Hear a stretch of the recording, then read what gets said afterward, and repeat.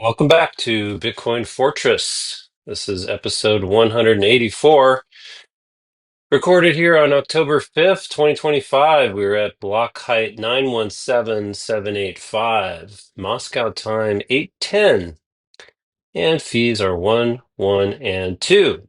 This week, fresh all-time highs, surging ETF flows, Franklin Templeton's digital assets thrust, EU urgency behind the digital euro, macro tailwinds and headwinds, minor stress despite price, and more.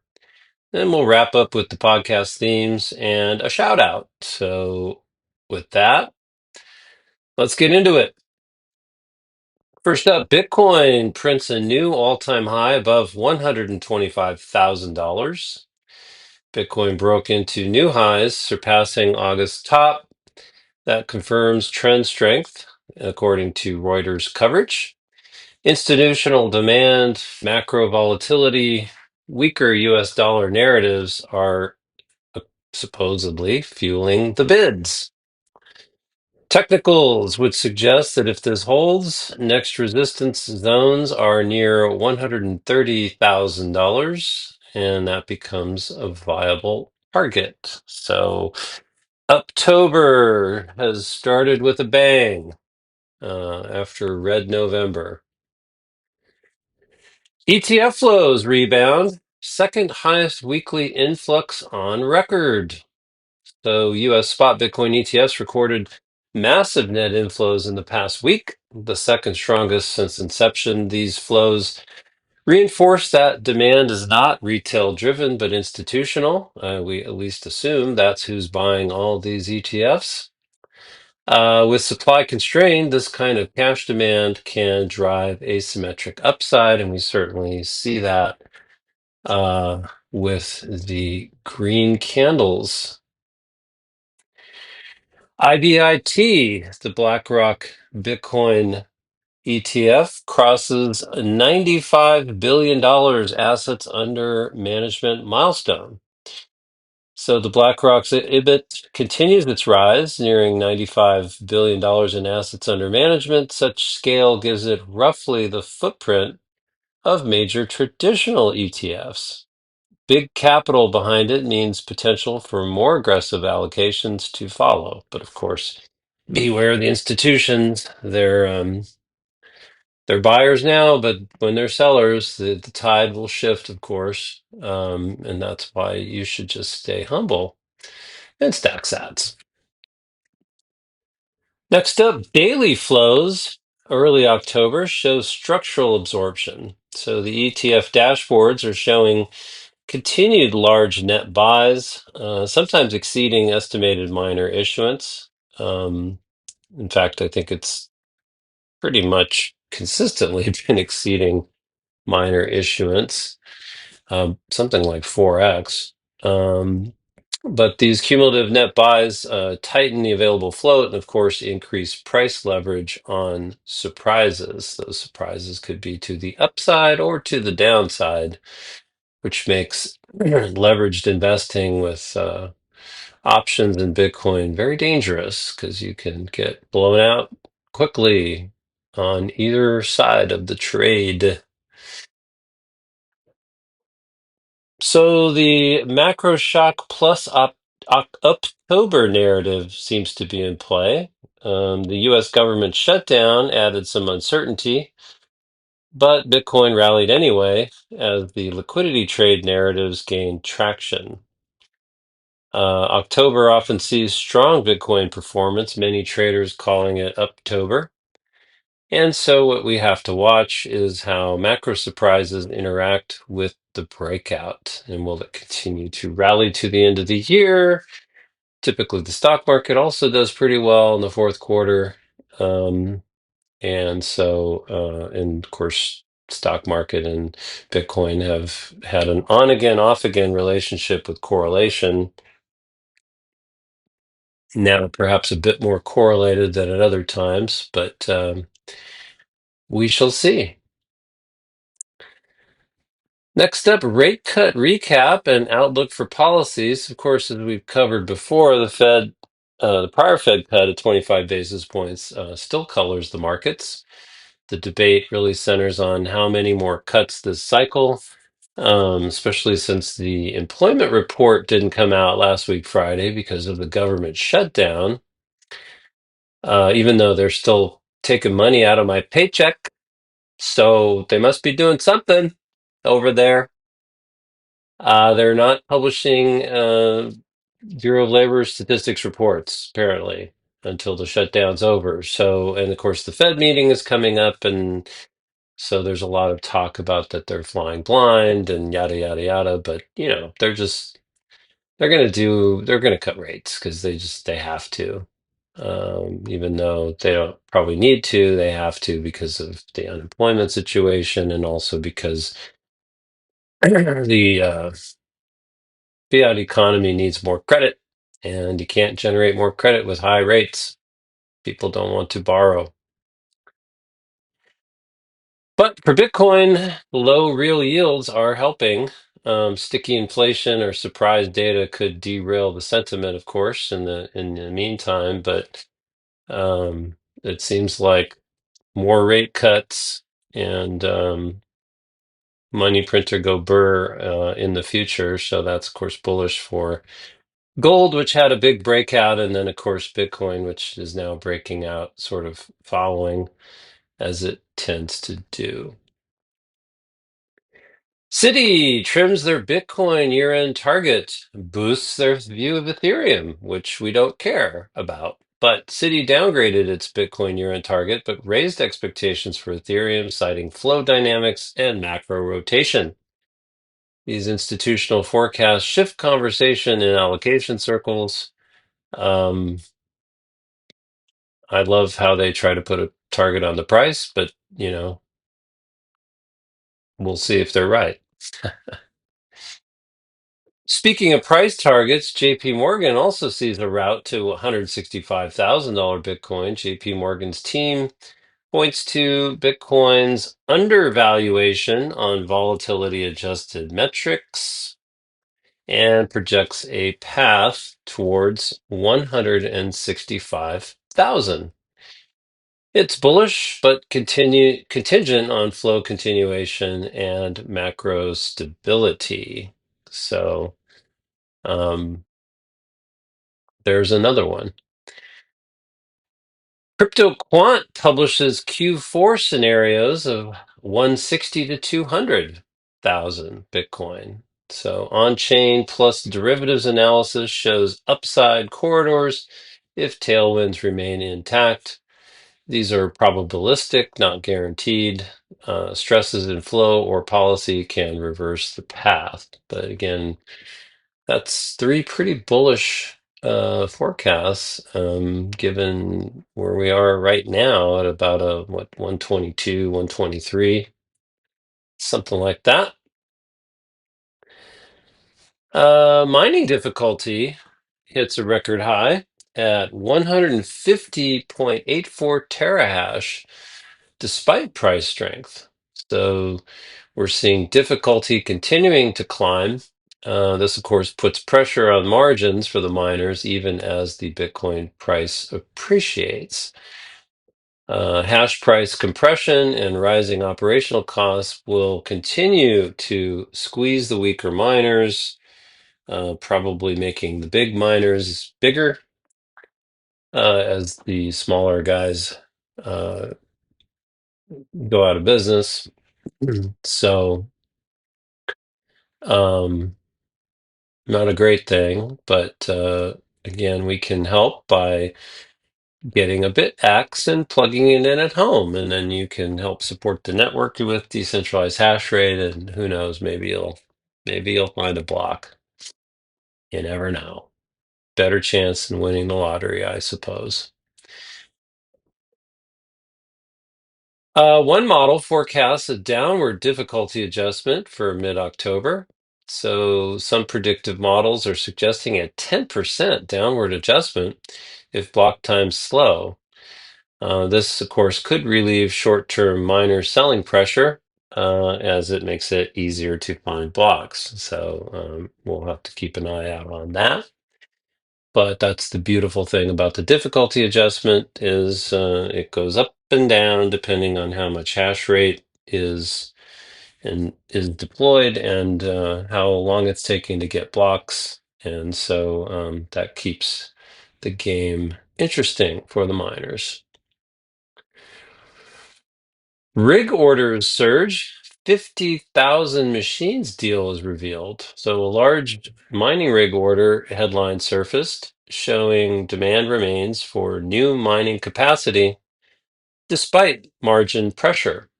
That aligns with capital inflows, anticipating future scaling needs. And of course, uh, a lot of the miners are not just mining Bitcoin anymore, they're devoting some of their output to AI, which of course is quite a different demand response situation. Bitcoin can be mining can be shut down if needed uh, due to demands on the grid, but AI compute needs to be 24/7.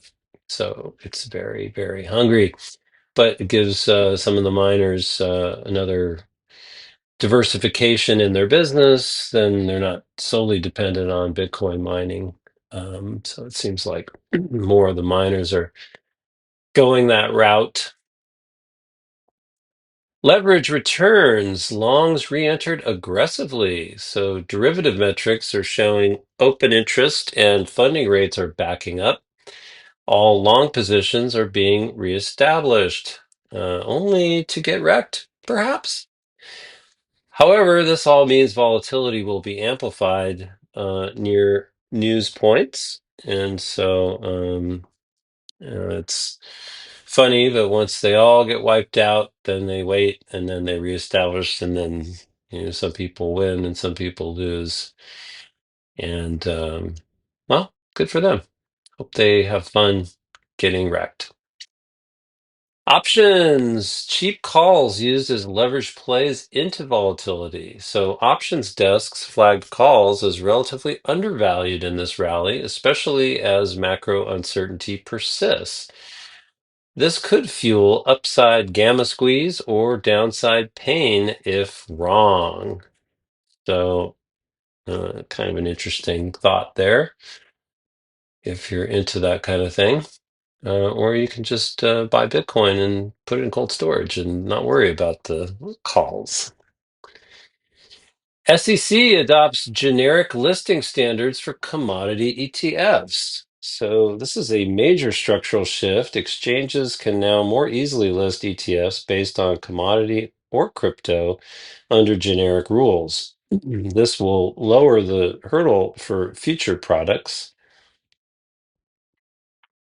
Of course, that means that there will be most likely a proliferation of shitcoin ETFs to confuse the investing public. So, buyer beware, I guess. If it's not Bitcoin, it's probably not worth owning unless you like to gamble.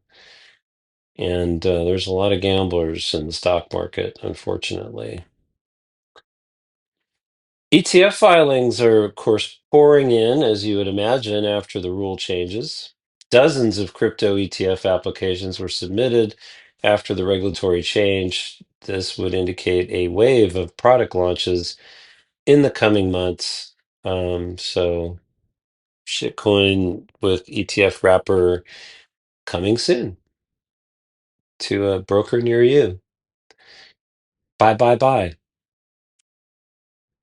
Next up, Franklin Templeton leans in. They have a tie-up with Binance and a digital asset push. So Franklin Templeton struck a partnership with Binance to build new digital asset products aimed at institutional retail crossover.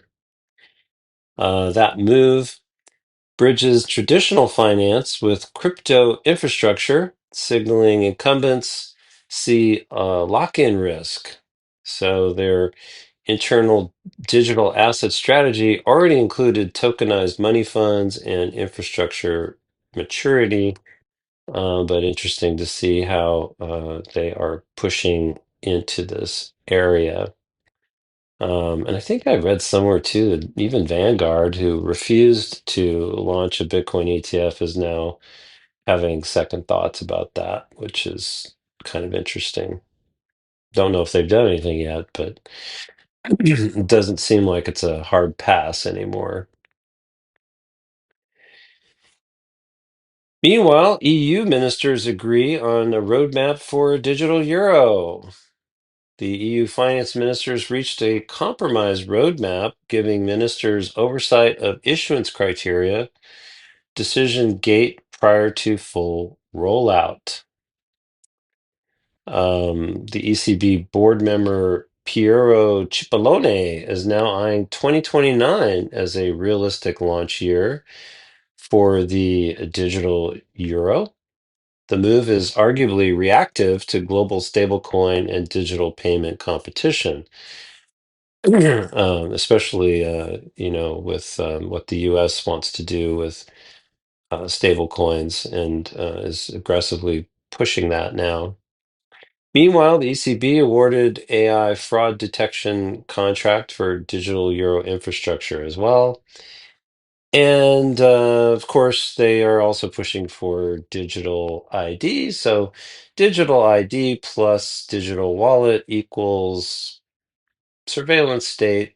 So, um, I don't know. I would try to opt out of that if I could. Maybe you just keep a little bit of money in your digital euro wallet and you put everything else in Bitcoin and uh, step out. The EU watchdog ESRB calls for stablecoin safeguards. So the ESRB has been warning about multi-issuer stablecoins, partly issued outside EU, and calls for harmonized rules to prevent runs. This pressure can push regulation that affects stablecoins and indirectly Bitcoin flows. So lots of activity in the EU. Definitely worried about dollar-based stablecoins. Um,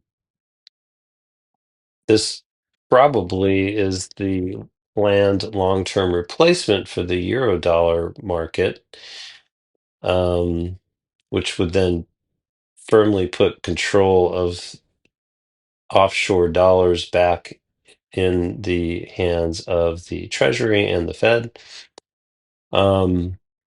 And so it'll be interesting to see how that plays out.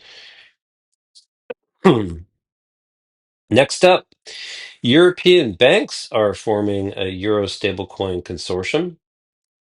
A group of 9 major banks filed to launch a euro-denominated stablecoin, aiming to counter U.S. dominance in digital payments. Well, the competition's here. This is a pivot where banking incumbents preempt digital rail disruption. So, lots happening in this space, and it'll be interesting to see where it all ends up. Next up, Orange BTC to debut on Brazilian exchange with Bitcoin holdings. Orange BTC with about 3,650 Bitcoin treasury is prepping its listing on B3, which is the Sao Paulo exchange. This shows crypto equity plus treasury models are becoming global. Of course, we have MicroStrategy in the US and now many other copycats. Um, you've got Metaplanet in Japan. Now in Brazil, you have Orange BTC. Um, First, there's one, then there are many. And really interesting podcast interview with Michael Saylor this week. I think it was from Bitcoin Magazine, where he talked about the sort of global proliferation of Bitcoin treasury companies and kind of what his vision is for that and how it's sort of replacing fiat credit markets. And anyway, it was quite fascinating. I totally recommend giving that a listen. Token 2049 Singapore continues to set the Asia tone. This conference drew 25,000 people. Wow, it's a pretty big one, highlighting Asia's appetite, stablecoin growth narratives, and sovereignty in rails. Conference momentum, of course, often bleeds into the flow windows, so usually bullish. Next up, sanctioned ruble token sponsor surfaces at crypto event. A firm tied to sanctioned Russian interests surfaced at sponsor as a sponsor, which underscores political dimension of crypto rails. This reinforces ESG, compliance scrutiny, and global infrastructure, as well as, I guess, the surprising thing about companies that are sanctioned are still able somehow to conduct business globally. Kind of makes you wonder if sanctions actually work. U.S. equity fund inflows surge, uh, indicating a positive risk appetite signal. Equity funds saw their largest weekly inflows since 2024, suggesting risk assets are in vogue. And again, we saw that with Bitcoin rallying over 10%, I think, last week. Capital is rotating into growth, which of course is typically bullish for Bitcoin because Bitcoin has sadly tracked, the stock market more often than not. So it's still considered a risk on asset, even though I don't really see it that way. And a lot of people don't really see it that way. Sound money. The SEC IPO processing delays happening now from the US shutdown. So again, they're taking your tax money every paycheck and they're continuing to do something with it. But, well, I guess the SEC is not reviewing applications. So they're shut down. So the regulatory drag from staffing and funding cuts is slowing the IPO listing and approval work, including for crypto firms. Of course, there's been a flurry of IPOs this year, as you may or may not have noticed if you follow that kind of thing. And well, I guess they're going to be a little bit slower getting to market. World Liberty Financial teases a crypto-enabled debit card. So the Trump-affiliated firm said it's moving forward on a debit card tied to crypto and tokenized commodity plans. Public branding keeps crypto in mainstream headlines. And of course, now everybody wants to issue a crypto uh, credit card. There's, I don't know, the ones I've heard of. For Bitcoin, there's Fold. I think Kraken has a card, and there's a few others that pay rewards in Bitcoin.